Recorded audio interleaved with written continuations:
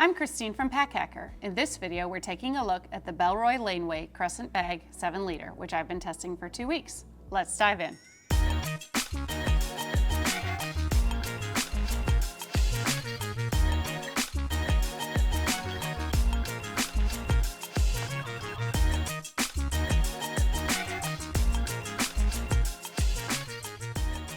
So this bag is made with what Bellroy calls sea weave.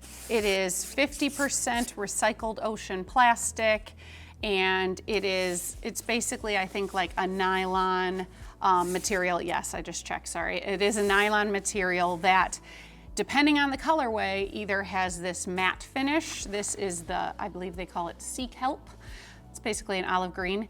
This is the only color in any of the sizes that I was able to see comes with the matte finish. The other ones come with a finish that they call sheen, which is shiny.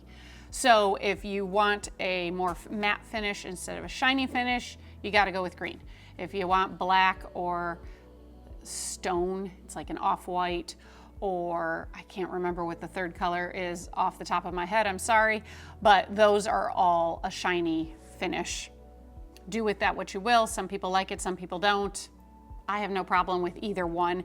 Both of them, because I have tested now both finishes, they're both easy to wipe clean. They both basically brush clean, wipe clean, they stay clean, and no pet hair sticks to them, which is great when you're living with a dog like mine. We've got the Bellroy patch here in the front. It's just this rubbery little patch. It's on a lot of their things that are leather free. This bag is leather free. And then there is some padding around the whole bag for some structure. And then we've got YKK zips with these, they've got the metal pull, of course, and then they've got the cord with a little plastic end. I find them very easy to grab and open and close. Might be a little jingly if you really hate jingling. A commenter told us to basically take off the metal pull and put the cord just through the top pull or the top zipper, and you will create a jingly less zipper. So along with the padding, the light padding over the whole bag, on this back panel here, we have a little more padding. It's quilted, which I kind of like. It's just a nice design, and it definitely does a pretty good job of blunting the feel of what you are carrying inside, which I appreciate, even though this isn't something you're gonna be wearing so like tight up against you. It's mostly good. Now I'm gonna do the caveat of, if you do like I did and use this to carry 2 hardcover books back to the library, then if those stuffed it and the corners did poke in, that was probably too much and too hard of something to slide in, but it fits, so I went with it. But in that case, you might feel a few corners. I just adjusted it and it was fine. The strap is very simple. We've got like basically a built-in adjustment system. We got a metal adjuster and then a metal just like loop. So there's no dangling, but there's also no padding. And on the smaller version, I had no issue with that. On this larger version, if you overstuff it like I did, then you start to feel that this will start to dig in some. Now, if you're carrying only lightweight gear and still stuffing it, it's fine. Just keep that in mind if you're going to put heavy things in here, because you know there's space for them. Since it is so easy to adjust, it fits pretty much every body type. You can just lengthen and shorten the strap to make it fit yours if you need. If you find it to be too tight for you, you just do that. Oh look, it's hanging down a little lower. I found it this one with the large, the 7-liter size, I almost always wear crossbody because I just feel like it fits better. If you are power walking with it like this, and especially if you're wearing more of a slippery coat, it can start to sort of slide off even in crossbody mode. But a little bit of an adjustment is not that big of a deal.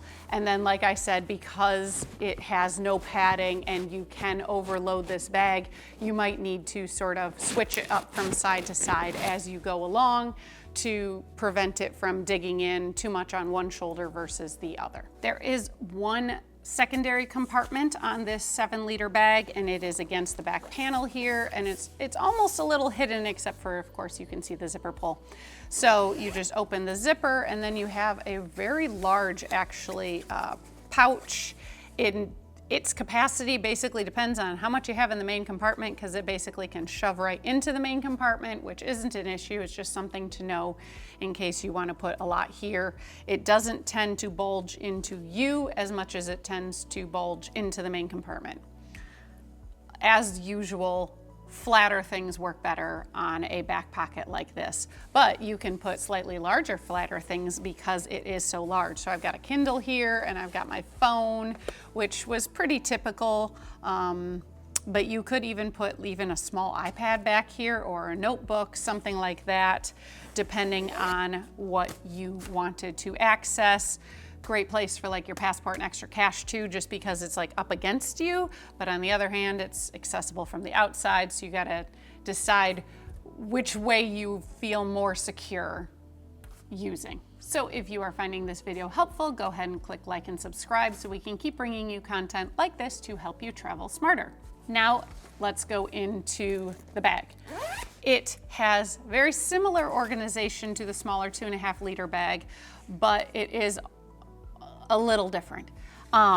As you can see, I have managed to fit a hoodie in here because the hoodie is not super large and the bag is. So it's a great for like an extra layer, and then also this is lighter weight. Like if you put a packable rain jacket or something like that, I feel like that's the better use of the space than, like I said, my library books. But I wanted to carry my books, is what it is, right? So you have a lot of space here in the middle. And then on the back wall, this is the same pocket that basically abuts to this back panel pocket.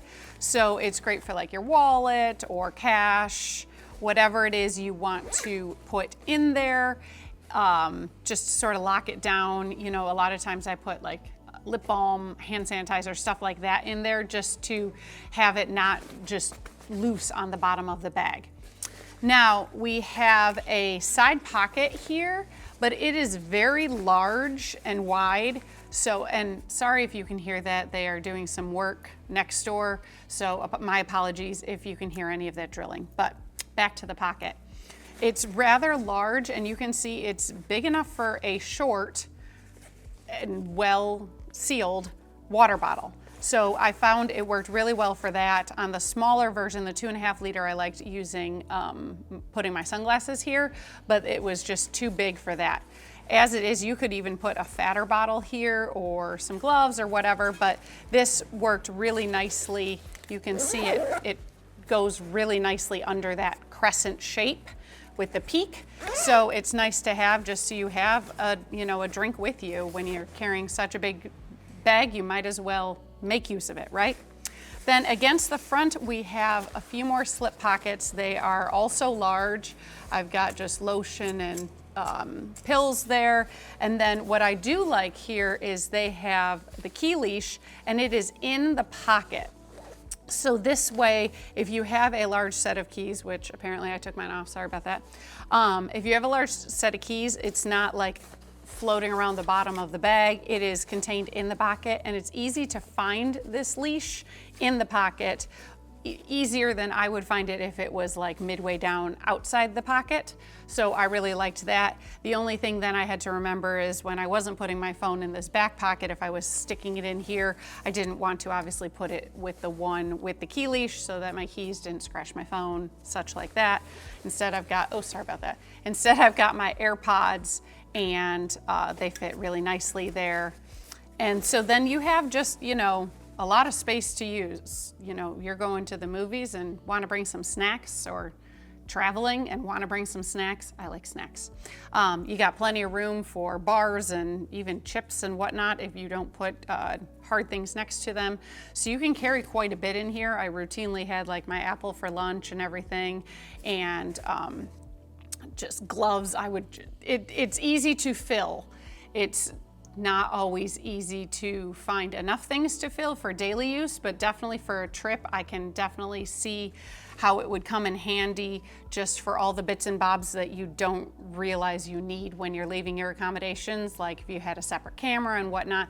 There's like a point and shoot, I mean, not like a big, beautiful DSLR that you would want more protected, but you know, like a little camera and whatever, you can fit quite a bit in here and then have it throughout the day and be set and not have to run back every couple hours to get something else. So there you have it, the Bellroy Laneway Crescent Bag 7 liter. Thanks for keeping it here at Pack Hacker, your guide to smarter travel. We'll see you in the next one.